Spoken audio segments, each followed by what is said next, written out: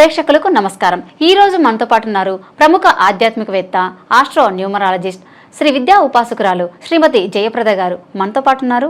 Madam గారితో మాట్లాడి మన సందేహాలని తెలుసుకుందాం. నమస్తే అమ్మ. నమస్తే అమ్మ. శ్రీమాత్రే నమః. మీనరాశి వారు ఎటువంటి రాశి వారిని వివాహం ఆడాలి, ఎటువంటి రాశి వారిని వివాహం ఆడకూడదు అనేది మీ చక్కని మాటల్లో మాకు తెలియచేయగలరా? తప్పకుండా నాన్న. మీనరాశి అంటే మనకి రాశుల్లో అన్నిటికన్నా చిట్ట చివరి రాశి. మీనరాశి అనేది వ్యయ రాశి కూడా అంటాం. రాశాధిపతి గురువు. సో ఈ రాశి లక్షణాలు ఎలా ఉంటాయంటే, వీళ్ళు చాలా పాజిటివ్గా ఉండేవాళ్ళు ఉంటారు, కొన్ని విషయాల్లో నెగిటివ్గా ఉండేవాళ్ళు ఉంటారు. అంటే మంత్రతంత్ర సాధనలో వీళ్ళు నిష్ఠాగరిష్ఠులు అనమాట.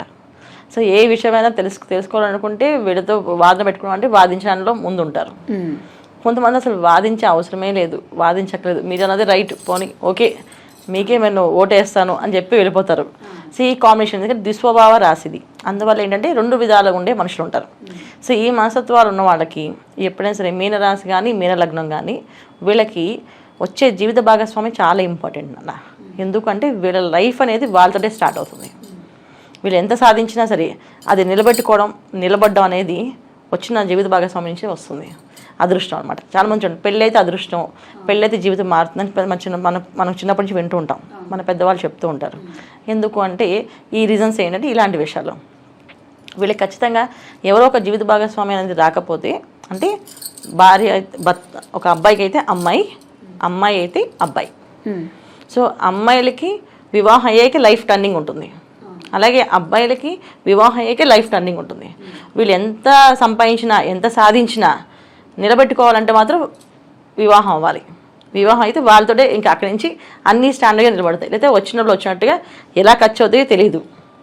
అసలు ఇలా డబ్బులు అనేది నీళ్ళల్లో వెళ్ళిపోతాయి కిందకి, అంత ఫాస్ట్గా ఖర్చు అయిపోతాయి. సో మీన లగ్నం వాళ్ళైనా అంతే, మీన రాశి వాళ్ళైనా అంతే. అయితే ఏంటంటే ఇక్కడ జాతకం తెలిసిన వాళ్ళు, అంటే date of birth, time of birth తెలిసిన వాళ్ళు, జాతకం చూసుకునే వాళ్ళు మీన లగ్నాన్ని చూసుకుంటారు. ఒకవేళ మాకు date of birth, time of birth సరిగా లేదు అనుకునే వాళ్ళకి మీనరాశి, అంటే నామరాశితో పాటు వచ్చిన వాళ్ళు మీనరాశి. ఈ మీనరాశి ఎవరైతే అనుకుంటారో వీళ్ళు ఖచ్చితంగా పాటించవలసిన విషయాల్లో జాతకాలు, పొంతనలు ఇవన్నీ చూసుకోవడం కాకుండా ఈ లక్షణాలు కొంచెం చూసుకోవడం వల్ల ఏంటంటే కలిసి ఉంటారు. ఒకప్పుడు ఓన్లీ జాతక పొంతను చూస్తే వివాహం చేసేసుకునేవాళ్ళు. ఎందుకు? వాళ్ళ అమ్మాయి ఎలాంటి మనస్తత్వం కలిసిందో తెలియదు, ఎలాంటి ఫ్యామిలీయో తెలియదు, కానీ వీళ్ళకి మంచి ఫ్యామిలీ అని మధ్యవర్తులు ఎవరో చెప్తే విని వివాహం చేసుకుని, సో అలాగే అమ్మాయి వాళ్ళు ఎవరో ఏమిటో తెలియకపోయినా, సో మంచివాడు, అబ్బాయి మంచి ఉద్యోగస్తుడు, అమ్మాయిని బాగా చూసుకుంటాడు, మంచి ఫ్యామిలీ, మీ అమ్మాయి చాలా అందంగా సంతోషంగా ఆనందంగా ఉంటుంది అక్కడ అని చెప్పగానే వాళ్ళు నమ్మి చేసేవాళ్ళు.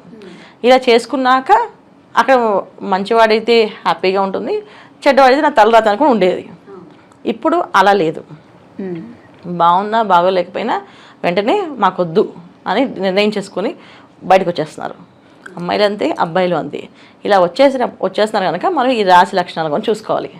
ఒకప్పటిది అవసరం లేదు, ఇప్పుడు చూసుకోవాల్సి వస్తుంది. ఒక్కొక్కటి పెరుగుతూ వస్తున్నాయి కదా నేను. అంటే మనం ఇంతకుముందు ఏసీ, కారు ఇవన్నీ ఏంటంటే లగ్జరీస్, ఇప్పుడు కామన్గా కంపల్సరీ కావాల్సింది నెసరీస్. అవి అంటే ఏంటి, మనకి అవసరాలు అయిపోయి. ఒకప్పుడు అవి లగ్జరీస్, అమ్మో ఏసీయా అంత లగ్జరీ మనకు లేదు అనుకునేవాళ్ళం. ఇవాళ ఏసీ అనేది మనకి అవసరం అయిపోయింది, అవసరాలు అయిపోయి. సో ప్రతిదీ ఒక్కొక్కటి అవసరాలుగా మారిపోయి కనుక ఈ లక్షణాలు కూడా ఇప్పుడు అవసరం అయిపోయి. అందుకని అమ్మాయి ఒక అబ్బాయి కలిసి ఉన్నారంటే ఇద్దరు మనసులు కలవాలంటే ఆ లక్షణాలు కొంత మ్యాచ్ అయితేనే వాళ్ళిద్దరు ఒక అండర్స్టాండింగ్లో ఉంటారు. ఇద్దరు తూర్పు పడమర అని అంటే ఎప్పటికీ కలవదు, డిఫరెంట్ యాటిట్యూడ్స్ ఉంటాయి. సో డిఫరెంట్ యాటిట్యూడ్స్ ఉండే లక్షణాలు ఉంటాయి కనుక మనం ఈ లక్షణాలు చెప్తున్నాం అందరికీ అవేర్నెస్ కోసం. సో మీనరాశి, మీన లగ్నం వాళ్ళు ఎవరిని చేసుకోకూడదు అనేది చెప్తాను. సో మీనరాశి, మీన లగ్నం ఉన్నవాళ్ళు, మీనరాశి అయితే మేషరాశిని చేసుకోవద్దు, తర్వాత కుంభరాశిని చేసుకోవద్దు. అలాగే మీన లగ్నం అయితే మేష లగ్నాన్ని చేసుకోవద్దు, కుంభలగ్నాన్ని చేసుకోవద్దు. ఈ లగ్నాన్ని చేసుకోవడం వల్ల వీళ్ళకి వచ్చే ఇబ్బందులు ఏంటి అంటే, వీళ్ళు కంప్లీట్గా స్పీడ్. మేష లగ్నం వాళ్ళు, మేషరాశి వాళ్ళు ఏ విషయమైనా వాళ్ళకి కొట్టే తిట్టే అన్నట్టు 3 మాటల్లో పని అయిపోవాలి వాళ్ళకి. ఆ పద్ధతిలో వీళ్ళు రారు. సో మీనరాశి వాళ్ళు ఏ విషయమైనా వాళ్ళు నచ్చిన విధంగా చెప్పుకుంటూ వెళ్తారు. లేదా కొంతమంది అసలు మాట్లాడరు, నువ్వే కరెక్ట్ అని వదిలేస్తారు.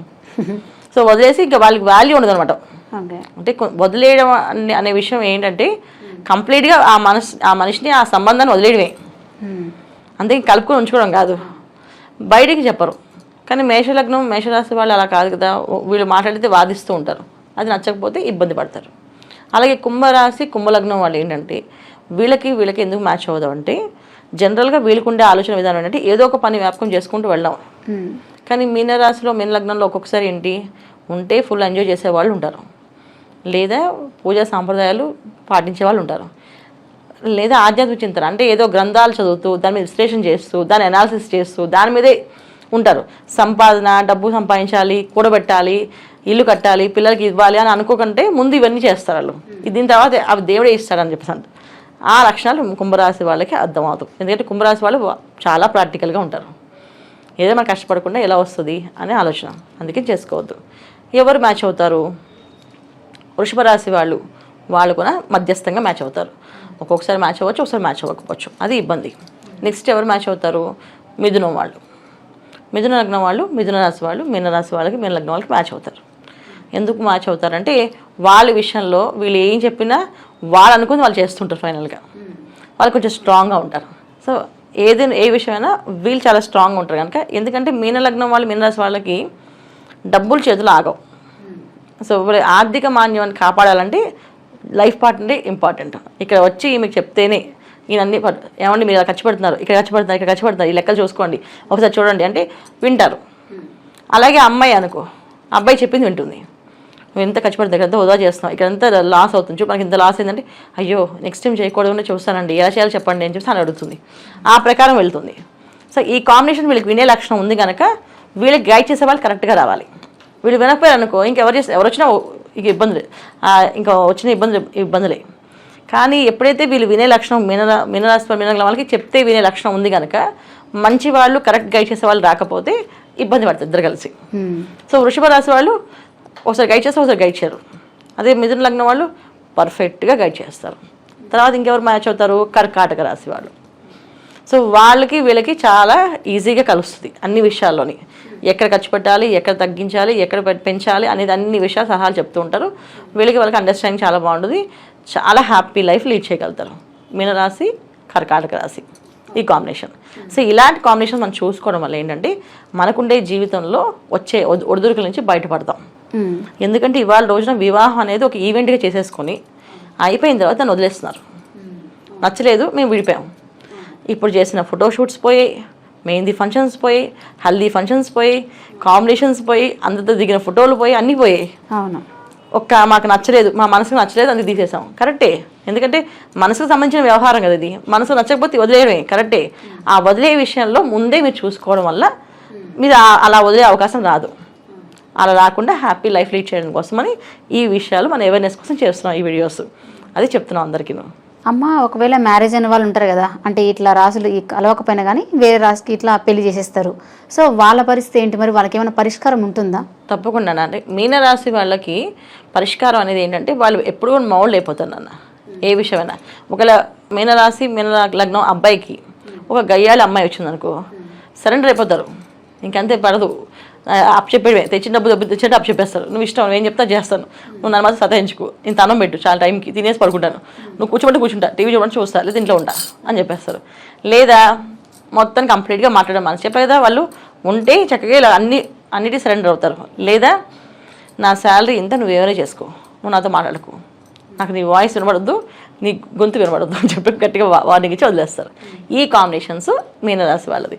సో ఉంటే అలాగే ఉంటారు, ఇలాగే ఉంటారు, కానీ వాళ్ళు విడిపోవడానికి ఇష్టపడరు. ఇప్పుడు వేరే రాశులు చేసుకున్నాను అనుకో, ఖచ్చితంగా వాళ్ళు విడిపోతాం అంటే నీ ఇష్టం వెళ్ళిపో అంటారు అండి. సో వీళ్ళు కావాలని పట్టుకోవడానికి అనేది వీళ్ళు దొరకడమే అదృష్టం. విధంగా మీనరాశి వాళ్ళని చేసుకోవడం అంటే ఒక అదృష్టం. ఎందుకంటే అమ్మాయి అయినా అబ్బాయి అయినా చెప్పిన వాటి వినేవాళ్ళు దొరకడం కష్టం కదా ఇవాళ రోజున. సో అందుకని మ్యాక్సిమం గొడవలు అయితే రావు నాకు తెలిసి. ఇలాంటి వీడియో ఒకవేళ అలా మాకు సంబంధం వచ్చిన ఇబ్బందులు ఉన్నాయి అనుకుంటే గురువారం రోజున ప్రతి గురువారం సాయంకాలం ప్రదోషకాలంలో, అంటే సాయంకాలం ప్రదోషకాలం అంటే ఎప్పుడు వస్తుందంటే సాయంత్రం 5:30 నుంచి 6:30 వరకు. ఈ టైంలో ఏంటంటే కొన్ని శివాలయాల్లో నందీశ్వరికి కూడా అభిషేకాలు చేస్తారు. సో ఎప్పుడైతే శివుడికి నందీశ్వరికి అభిషేకాలు జరిగే ఆలయాలకు మీరు వెళ్ళడం దర్శించుకోవడం వల్ల చిన్న మనస్పర్ధలు ఉన్నవి తొలగిపోతాయి. అలా 11 గురువారాలు వెళ్తే ఆ మనస్పర్ధల నుంచి బయటపడే అవకాశం ఎక్కువగా ఉంటుంది. ఇవి చేసుకోవచ్చు నాన్న. ఇవి వీళ్ళు చేసుకోవాల్సిన పరిహారాలు, నియమాలు. మీనరాశి వారు ఎటువంటి రాశి వారిని పెళ్లి చేసుకుంటే సంతోషంగా ఉంటారని చాలా చక్కగా వివరించారు. ధన్యవాదాలు. నమస్తే అమ్మ. శ్రీమాత్రే నమః.